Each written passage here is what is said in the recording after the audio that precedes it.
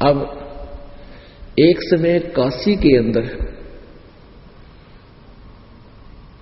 ये कोढ़ी थे, कोढ़ी जिसको कुष्ठ रोग होता है, उनको पता चला कि ऐसे ऐसे कबीर नाम के संत हैं और उनके द्वार पर जो जाता है वो स्वस्थ हो जाते हैं। तो वो कोढ़ी 5-4 कोढ़ी वहां चले गए, परमात्मा से अर्ज की।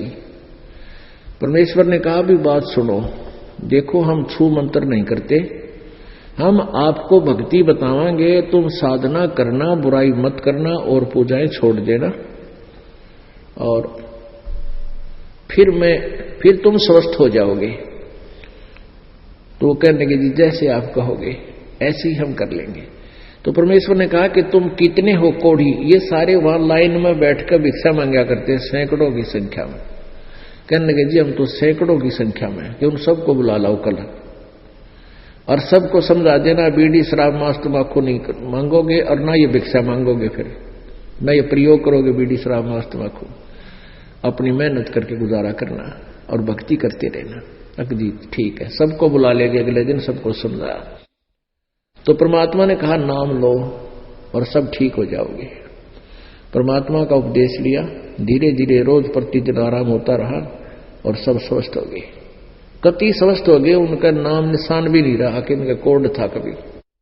अब वो भी उन औरों ने बताया, सैकड़ों को बताया, और भी घने दुखी आ गए, ऐसे बहुत से शिष्य बन गए। लेकिन जब ये बात आई, अज्ञानी लोग ये कहने लगे कि तुम्हारे गुरुजी शिक्षित नहीं हैं, ये वेदों और पुराणों के बारे में नहीं जानते हैं, और उधर से वो ये मानते थे कि भी हमारे लिए तो भगवान है, हमारे लिए तो परमात्मा अवतरित हुए हैं, हम तो इतना दुख भोग रहे थे, ओहो हमारे जैसा दुखी पृथ्वी पर प्राणी नहीं था। ऐसे व्यक्ति कुछ दिनों के बाद भी उनमें फिर दोष आ गए, सत्संग में आना कम कर दिया है, और परमात्मा के, क्योंकि जब ये प्राणी सत्संग से दूर रहने लग जाता है, इसके अंदर संसारिक भाव का प्रवेश फिर से प्रारंभ हो जाता है, और संसारिक जो क्रियाएं हैं वो परमात्मा से दूर करने वाली ही हैं। जैसे विवाह में नाचना गाना, फंड करना, मेहंदी रचाना, तिलक लगाना, 36 बकवाद करना, ये साधु संतों और भक्तों के काम नहीं है। सिंपल ब्याह करे, न्यूड्रिक के कि परमात्मा का अपना टाइम सा पास करना है, एक रस्म अदा करनी है, बच्चों को शादी करनी है, तो शादी तो हम सिंपली करें, तो भी ब्याह तो बच्चों का ही होना है। ये बकवाद किस लिए करते हैं, ये फंड किस लिए करते हैं? इसको अपने हृदय से कति उतार दे, इस ज्ञान के आधार से। तो इस तरह के हम क्रियाएं ना करें, परमात्मा से डर के रहें। तो ऐसे सत्संग से दूर होने से हमारे अंदर फिर वही क्रियाएं, वही जनता के जो ड्रामेबाजी हैं हमारे अंदर समा जाएंगे। तो इसलिए हमने अधिक से अधिक सत्संग में आना चाहिए। तो वो कोढ़ी थे, कभी कभी आ जाते, फिर वहां स्वस्थ हो गए, साल 2-4 वर्ष के अंदर उनको सुख गणे हो गए, फिर भूल गए भगवान। परमात्मा कहा करते, सुख के माथे पत्थर पड़ो, जो नाम हृदय से जावे, बलिहारी उस दुख के जो पल पल नाम रटावे। जब तक जीव दुखी होता है, उसको नाम मिलता है, बड़े चाव से सिमरण करता है, ये भगवान आपत्ति आएगी, और कोई आपत्ति भी बीच बीच में हमारे ऊपर आती रहे, दुख आता रहे, तो भगवान घना याद आवे है। और यदि सुख का सुख हो जाए तो हम तुरंत भूल जाएंगे परमात्मा को, ये सत्कर मान लेना। आपके नाम लेने के उपरांत भी थोड़ा बहुत आपके ऊपर कोई ठूठा रहती है, तो पुण्यात्मा ये गॉड गिवन समझना, परमात्मा की दी हुई समझना। अन्यथा कहते हैं सुख होते ही परमात्मा से दूर हो जाता है। तो परमेश्वर कहा करते थे, ये मत मांगना, ये मांगना कि आग लगे इसे सुख का जो भगवान से दूर करे, ऐसा सुख हमना नहीं चाहिए। कहते हैं दुख के माथे पत्थर पड़ो, जो शिला पड़ो, जो नाम हृदय से जा, और बलिहारी उस दुख के जो पल पल नाम लटावे। तो परमात्मा की कृपा से वो सुखी हो गए। वो लोग सत्संग में भी आना कम हो गया, क्योंकि 64 लाख हो गए, और धीरे धीरे परमात्मा की बातों में भी अविश्वास होने लग गया। एक बार एक वैश्या थी और उसने परमात्मा के वचन सुन लिए। एक रात्रि में कबीर परमेश्वर जी उस वैश्या के मकान से थोड़ी सी दूरी पर किसी भक्त के यहाँ विचार व्यक्त कर रहे थे, सत्संग कर रहे थे रात्रि में।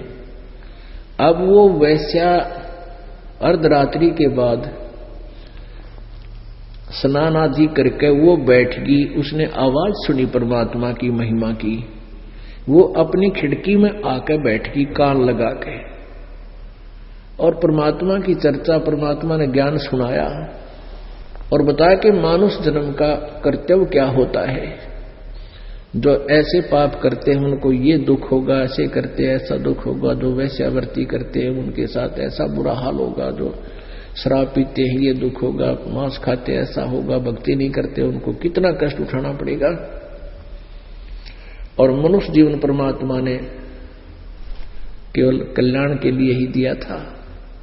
मानुष जन्म पाए कर जो नहीं रटे हरि नामे, जैसे कुआं जल बिना फिर बनवाया किस काम में।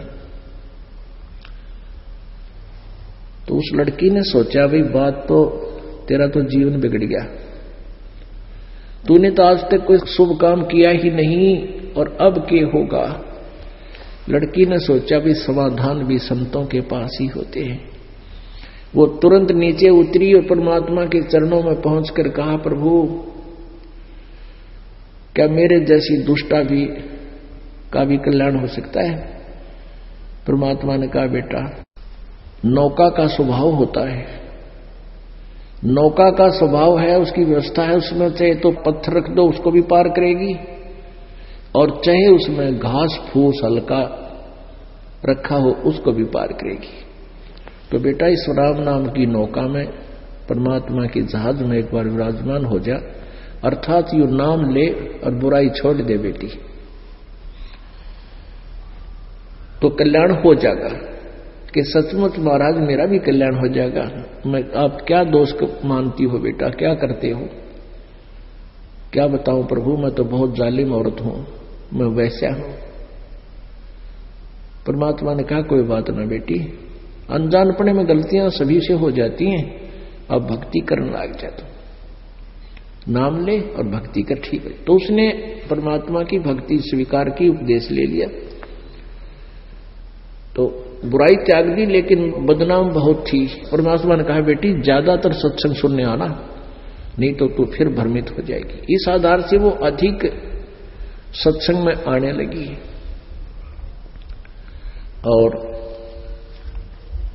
परमात्मा के निकट बैठ जाती है। पुण्यात्माओं, परमात्मा कहते हैं कि हम अपने दोष को दूसरे में देखने लग जाते हैं। अपनी वाणी में कबीर परमेश्वर जी ने कहा है, कुष्टि हो वै संत बंदगी कीजिए, हो वैश्या कै विश्वास चरण चित दीजिए। कि जैसे पहले वो कोड्डी आया करते थे तो आम भक्त उनसे नफरत करते थे, न्यों करके दूर बैठ जाते थे, हाँ छो। तो परमात्मा उन्हें कहा करते, भाई ना मेरा दुख किसका हो जाए, और ये यहां नहीं आएंगे, ज्ञान नहीं सुनेंगे, इनका मन कैसे रुकेगा। कोई भी अपराधी है, कोई शराब मांस तंबाकू पीता है, सत्संग सुनेगा, यानी साबुन और पानी के संयोग में मैला वस्त्र आएगा तो स्वच्छ होगा। और उधर से फिर वो लड़की आने लगी, बदनाम थी, वो दो सुखी हो गए थे, पहले दुखी थे, वो बकवाद करने लागे और आपस में नो कह, देख या वैश्या यहाँ आती है, ये बदनाम औरत बदनाम करेगी सत्संगत को, ऐसा करेंगे, कहां मुंह दिखाएंगे। परमात्मा जानेंगे इनमें बकवाद भरगी, थोड़ा सुख हो गया, तुम भगवान से ज्यादा जानते हो, उसको शिक्षा देने लग जाते हो, क्या होगा, हमारी संगत बदनाम हो जाएगी, तुम ठेकेदार हो रहे हो संगत के। हम भूल जाते हैं भगवान को, हम अपनी बकवादों को जो हमारे इधर पहले जमा थी उसको फिर प्रयोग करने लग जाते हैं, जिससे संत दुखी हो जाते हैं। तो क्या बताते हैं, कुष्टि हो वह संत बंदगी कीजियो, यहाँ पर कोई किसा दुखी किसी प्रकार का रोगी व्यक्ति आ जावे, उसको भी प्रणाम बोलना, सच्चाई बोलना, जो नाम ले लिया जिसने। और वैसे भी भक्त ही यहाँ आते हैं, उपदेश ले लेंगे, आए हैं तो उपदेश भी लेंगे, ज्ञान सुनेंगे। और वैश्या का विश्वास चरण चित जीजिए। अगर आप बदनाम औरत भी है और वह भक्ति सुनने आती है, ज्ञान सुनने आती है, नाम ले लिया है, कहते हैं उसके प्रति भी अपने मन में दोष मत रखना, उसको भी आदर से प्रणाम करना, क्योंकि यदि आप उससे नफरत करते हो आपके अंदर दोष उससे भी ज्यादा है। अब इस प्रकार मालिक ज्ञान दिया करते थे, लेकिन ये जब प्राणी सुखी हो जाता है तब ना तो गुरुजी के आदेश की तरफ ध्यान देता, अपने में फिर ये ज्यादा इंटेलिजेंसी महसूस करता है और जो इसके लिए हानिकारक होती है। तो गुरुजी के वचन पहले दिन भी ऐसे ही थे, जिस दिन आपको सुख होने शुरू हुआ और आपको ज्ञान नहीं था, ज्ञान प्रवेश हुआ, अब उन्हीं वचनों से आप ज्ञानी होकर बकवाद करने लगे, आप फिर से आपका बैक गियर लग गया। तो इस प्रकार अपने अंदर आए हुए दोषों को सत्संग के आधार से ही सुनकर बार बार विवेचन करें, तो कहाँ कमजोरी है उस पर चोट लागनी चाहिए, ताकि आपका जीवन सफल हो सके। शेष कथा शाम को सुनाएंगे। बोलो सतगुरुदेव।